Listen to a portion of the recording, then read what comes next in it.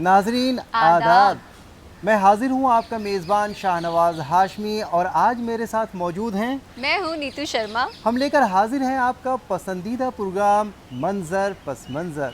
मंजर पस मंजर के जरिए हम आपको रूबरू कराते हैं दिल्ली और उसके अतराफ में होने वाली अदबी, तहजीबी, समाजी, सकाफती और सियासी सरगर्मियों से, जिन सरगर्मियों के मुतालिक आप जानना चाहते हैं और उन्हीं लम्हात में फिर से खो जाना चाहते हैं। जी हाँ नाजरीन, डीडी उर्दू की हमेशा से ये कोशिश रही है कि वो अपने नाजरीन के ज़ौक़ का सामान मुहैया कराए।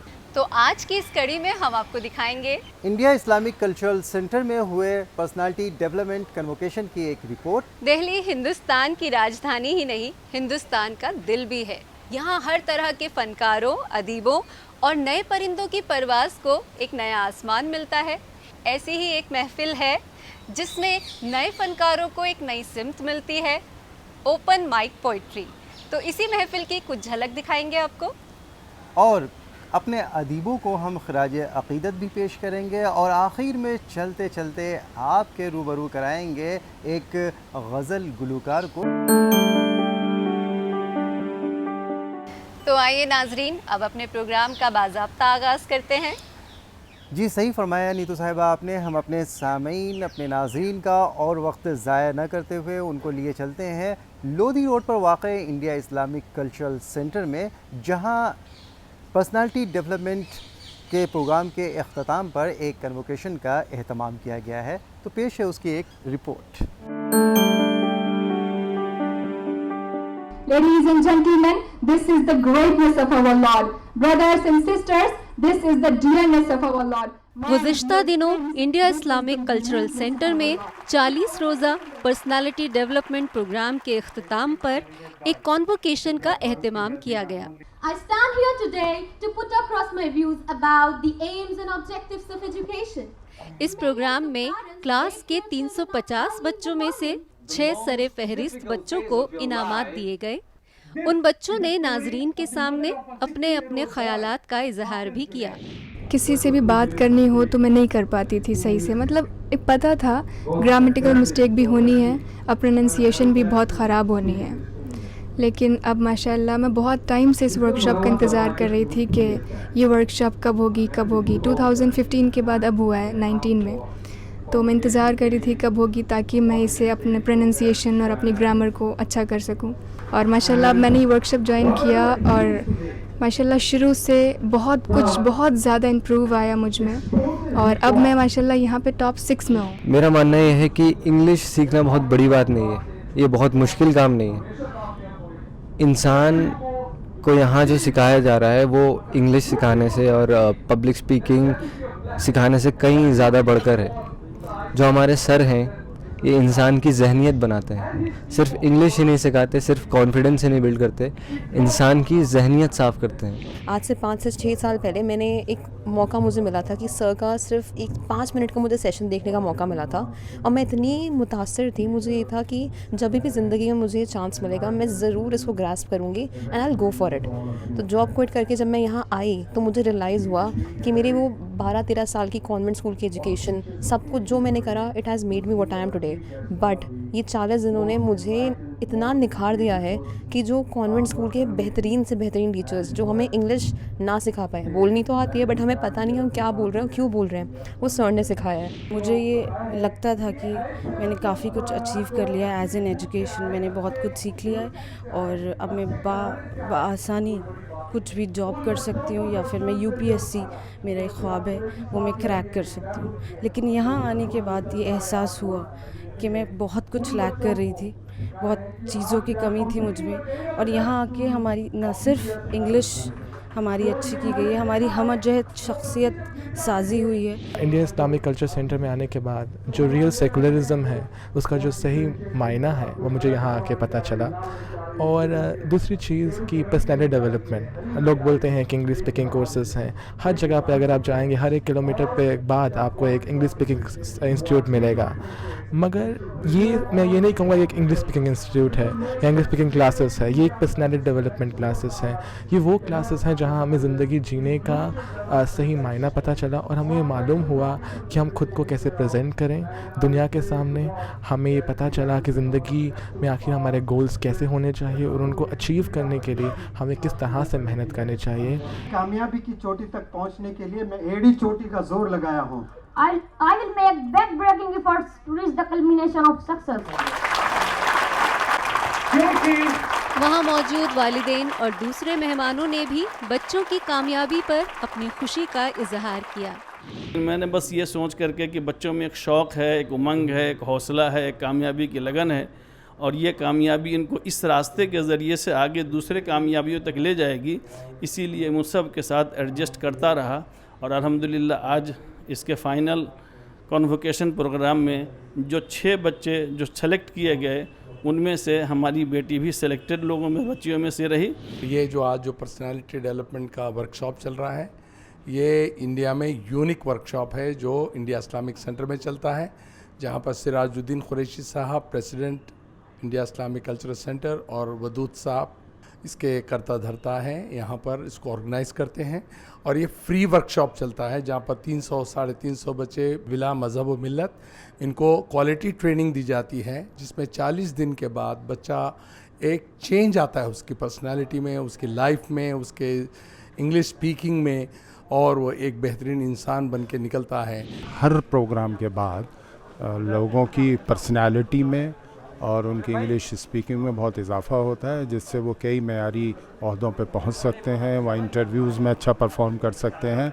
और मैं शुक्रगुज़ार हूँ मुनव्वर जमा का कि वो एक बहुत अच्छी तरह से बच्चों को ट्रेन कर रहे हैं और ये वाकई उनकी एक कैरियर ओरिएंटेड वर्कशॉप है। ये बच्चे ऐसे बैकग्राउंड से आते हैं जहाँ पे उनको कोई एक्सपोजर नहीं होता, लेकिन यहाँ आने के बाद वो 40 दिन के अंदर जिस बच्ची को या बच्चे को ये नहीं मालूम था कि अंग्रेज़ी क्या होती है, यहाँ के अंग्रेज़ी सीख के वो बेहतरीन तकरीर करनी शुरू कर देते हैं बच्चे अंग्रेज़ी के अंदर। और यही नहीं बल्कि उनका जो टैलेंट होता है, हमारे यहाँ हिंदू हो, मुस्लिम हो, सिख हो, ईसाई हो, सब बच्चे आके यहाँ पे सीखते हैं। और उन बच्चों ने जो परफॉर्म किया है, इस बार जो परफॉर्म किया है उसका कोई जवाब नहीं है। हम लोग इस साल फिर अगले साल ये प्रोग्राम करेंगे। मुझे उम्मीद है कि और ज़्यादा से ज़्यादा बच्चों को हम लोग इसकी ट्रेनिंग देंगे। आखिर में इस प्रोग्राम के रूहे रवा यानी इन बच्चों के हर दिल अजीज उस्ताद ने अपने तजुर्बात हमें बताए कि इंडिया इस्लामिक कल्चरल सेंटर में मैं 2008 से गर्मा की छुट्टियों में 40 दिन का पर्सनालिटी डेवलपमेंट वर्कशॉप करता हूं और इस वर्कशॉप में स्टूडेंट्स, कॉलेज के स्कूल चिल्ड्रन, कॉलेज स्टूडेंट्स, उलमा हजरात, मदरसे के भी बच्चे आते हैं और गर्ल्स ओल्ड सिटी दिल्ली 6 से भी बच्चियाँ आती हैं। और सबसे बड़ी ख़ास ये बात है कि एक ही हफ्ते में पता चल जाता है कि इसमें छोटा बच्चा MA M.Ed के बच्चों से कम्पीट करके जीतता है, एक मदरसे का बच्चा एक इंग्लिश टीचर से कम्पीट करके जीतता है। यहाँ डिग्रीज़ की कोई अहमियत नहीं होती है, वो जो पार्टिसिपेट करते हैं, परफॉर्म जो करते हैं, वही बादशाह होता है यहाँ स्टेज पर। और ये एक्सपोजर जो स्टूडेंट्स को मिलता है, वरना स्कूल में जो 10 साल 12 साल पढ़ते हैं वो हम उम्र के बच्चों से हमेशा कंपटीशन होता है। लेकिन ये सेंटर एक ऐसी जगह है, यहाँ पर इस बार जो 10वां जो वर्कशॉप हुआ है 40 दिन का, 17 डिफरेंट स्टेट्स से बच्चे आए हैं और ट्रेनिंग लिए हैं। और इसमें ख़ास बात यह कि हिंदी मीडियम के बच्चे इंग्लिश मीडियम कॉन्वेंट के बच्चों से कम्पीट करके आउटशाइन भी करते हैं, आउट परफॉर्म भी करते हैं। इस पर्सनालिटी डेवलपमेंट की क्लास में सिर्फ स्कूल और कॉलेज के तलबा शामिल नहीं थे, बल्कि ज़िंदगी के हर शोबे से ताल्लुक़ रखने वाले हर उम्र के लोगों ने शिरकत की, जिनमें एक हामला खातून भी थी। मेरे जो इन लॉज हैं, मेरे जो ससुराल वाले हैं, उन्होंने मुझे इतना कोऑपरेट करा, इतना सपोर्ट करा। Literally I am very thankful to my sister in law is over there कि इन्होंने, जब मैं इस क्लास से जाती थी तो आप यकीन नहीं करेंगे, मेरे लिए एक मिसाल है। और यहाँ मैं इस बात के मैं डिज़र्व करती हूँ कि मैं ये बात कहूँ कि मैं जब क्लास से जाया करती थी तो वो मेरे लिए खाना बना के रखा करती थी। थैंक यू सो मच अम्मी सिटिंग बिहाइंड हियर। और मैं बहुत शुक्रगुजार हूँ अपने हस्बैंड की कि it is his efforts that I am standing before you, कि इनके एफर्ट्स अगर ना होते तो शायद मैं ये क्लास भी अटेंड ना कर पाती। इल्म की रोशनी इतनी रोशन होती है कि जब कोई इस रोशनी से सराबोर होता है तो बाहर ही नहीं निकलना चाहता। ऐसी ही एक मिसाल यहाँ भी देखने को मिली, जब एक बाप ने अपनी बेटी की तहजीज़ व तदफीन के फौरन बाद इस क्लास में शिरकत की। ये बाप बेटी को दफना कर सीधे पर्सनालिटी डेवलपमेंट क्लास लेने, आज भी इंग्लिश में 1 मिनट नहीं बोल सकते हैं, बहुत वीक, लेकिन जज्बा, अल्लाह करे वो बेटी आपको जन्नत में ले जाए।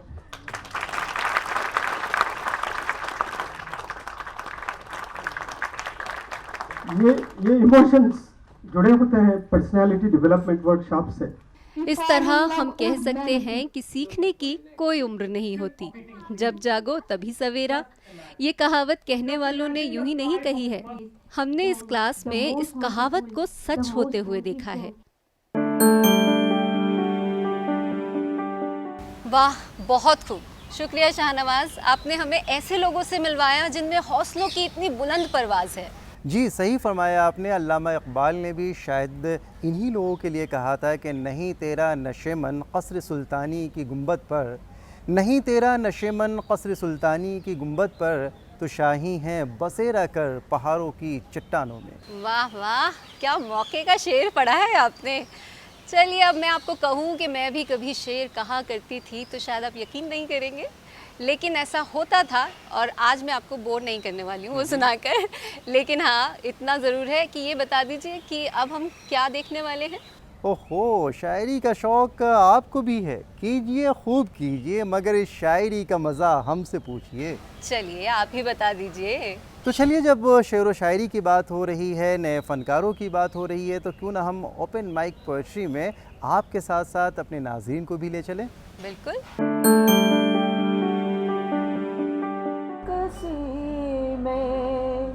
दिल की है जो हम नवा। गुज़श्ता दिनों दिल्ली के कनॉट प्लेस वाक़े ऑक्सफोर्ड बुक स्टोर में ओपन माइक पोएट्री का इनाक़ाद किया गया।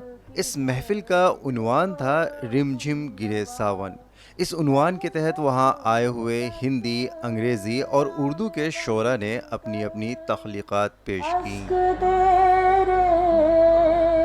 हाँ बहार बह सकूं कतरा में बनकर अश्क तेरा, वो बारिश।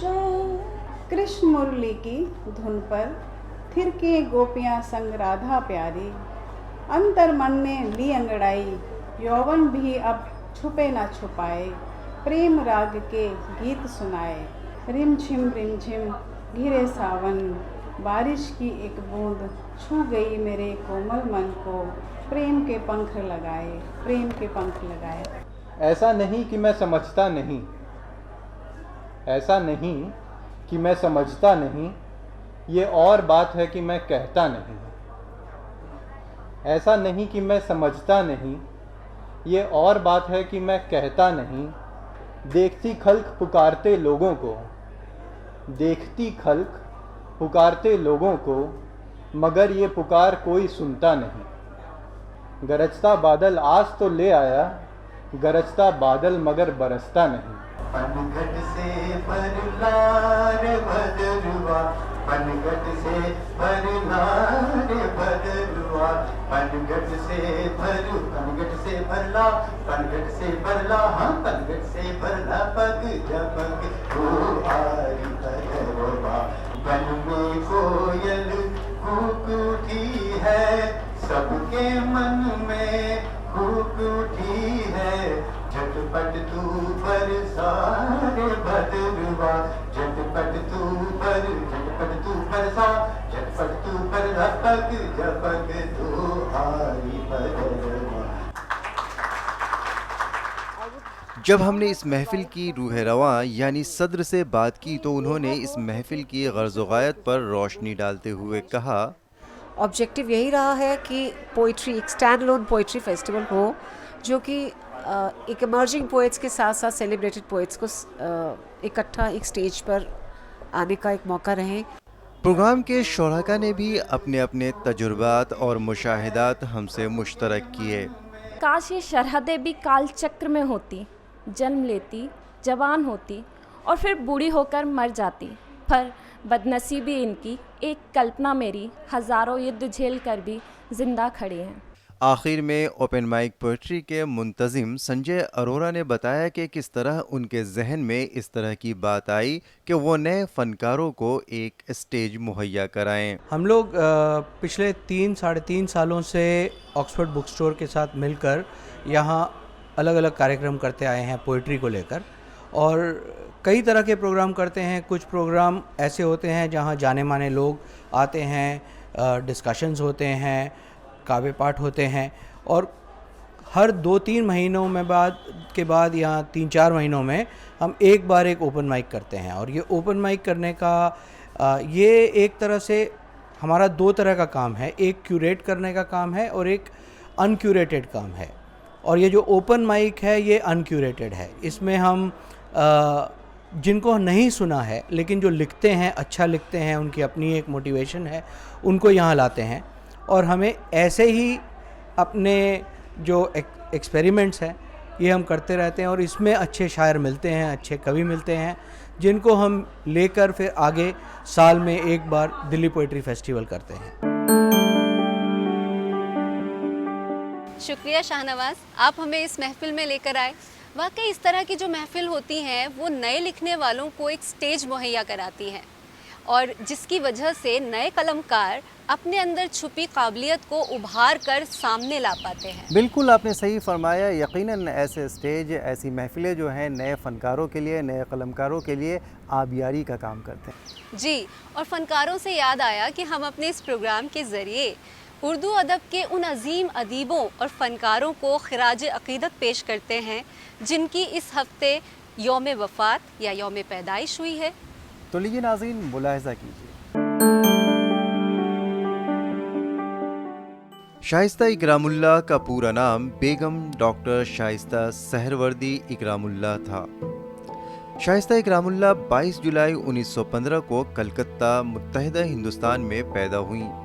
बेगम शाइस्ता इकरामुल्लाह शादी से पहले शाइस्ता अख्तर सहरवर्दी के नाम से अफसाने लिखा करती थीं, और उनके अफसाने उस ज़माने के अहम और मयारी अदबी जरायद में शाये होते थे।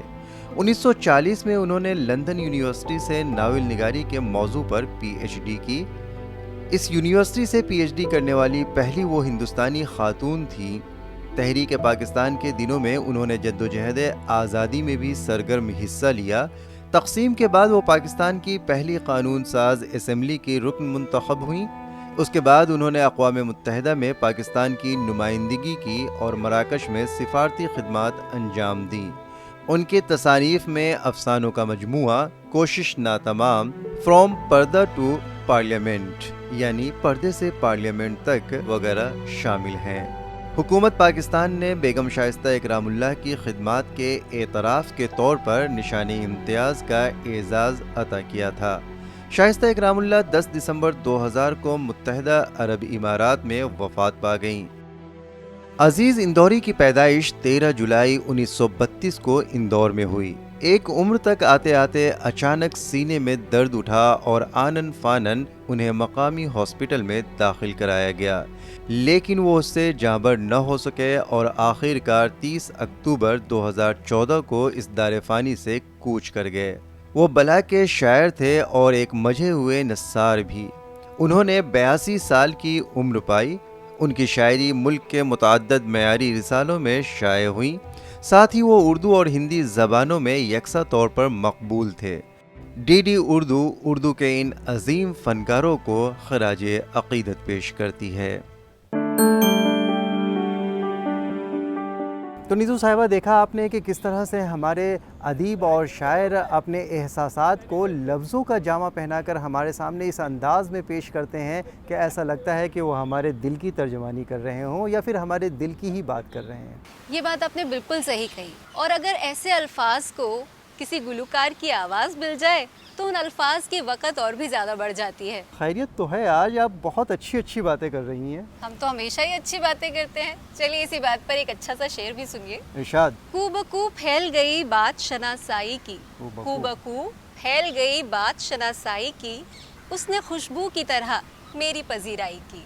खैरियत तो है कि परवीन शाकिर आज आपको याद आ रही हैं। सोचिए सोचिए, जी, तो नाज़रीन हमने सोच लिया है और इनको परवीन शाकिर क्यों याद आ रही है, चलिए हम भी इनका राज आपके सामने अफ़शा कर देते हैं और आपको और साथ में नीतू साहिबा को भी लिए चलते हैं उसी महफ़िल में जहां परवीन शाकिर की गज़ल को शकील अहमद साहब अपनी गुलकारी के ज़रिए पेश कर रहे हैं।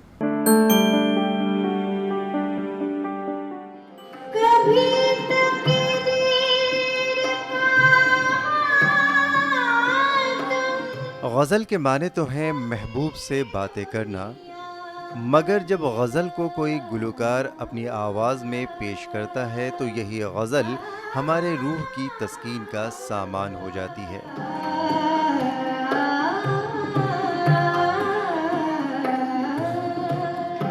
गुज़श्ता दिनों ललित कला ऑडिटोरियम में एक गज़ल की महफ़िल आरास्ता हुई।